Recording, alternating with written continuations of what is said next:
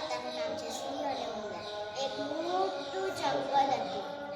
ત્યાં એક સિંહ રહેતો હતો. સિંહ એક દિવસે ભરપેટ ભોજન કરીને સૂતો હતો. ત્યાં એક દર હતો. દરની અંદર એક ઉંદર રહેતો હતો. ઉંદરે વિચાર્યું કે ચાલો હું સિંહ પર થોડી મસ્તી કરી લઉં. પછી ઉંદર સિંહ ઉપર મસ્તી કરવા લાગ્યો. પછી ઉંદર ગુલાટી મારે, લપસણી ખાય, એકાદ તો કૂદકા મારે. પછી સિંહને ઉધળી થઈ. પછી સિંહ મોટી દરાડ પાડી. હાવ. પછી ઉંદર ખૂબ ડરી ગયો. પછી લપસણી ખાઈને એના દરમાં સંતાઈ ગયો. પછી સિંહે આમ તેમ જોયું પણ એને કોઈ દેખાયું નથી. પણ સિંહ પછી ઊંઘી ગયો. પણ સિંહ અત્યારે ઊંઘ્યો નહોતો. સિંહ ઊંઘવાનું નાટક કરતો હતો. પછી ઉંદર આવીને કૂદવા લાગ્યો. લાઠી મારે, લપસણી ખાય, એકાદ તો કૂદકા મારે. પછી સિંહે ધીરે રહીને આંખ ખોલીને ઉંદરને જોઈ લીધું. પછી જ્યારે ઉંદર એના પંજા પર આવ્યો તો સિંહે એને ઝડપથી પકડી લીધું. પછી સિંહ ખૂબ ડરી ગયો.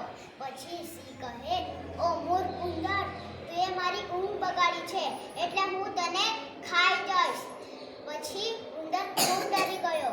પછી સિંહ કહે કે તને ખબર છે હું કોણ છું? હું જંગલનો રાજા છું. હવે તું મારી ઊંઘ બગાડી છે એટલે હું તને ખાઈ જઈશ.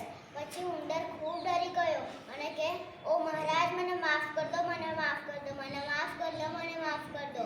પછી સિંહ કહે, પણ તું મારી ઊંઘ બગાડી છે તેનું શું? એટલે હું તને ખાઈ જઈશ. પછી ઉંદર કહે, મહારાજ, મને માફ કર દો, મને માફ કર દો, મને માફ કર દો, મને માફ કર દો. અને સિંહ કહે, હું પહેલાથી જ ભરપેટ ભોજન કરીને સૂતો હતો એટલે હું તને જવા દઉં છું, જા. પણ એક વાત યાદ રાખજે, પછી હવે તું મારી ઊંઘ બગાડી તો હું તને ખાઈ જઈશ.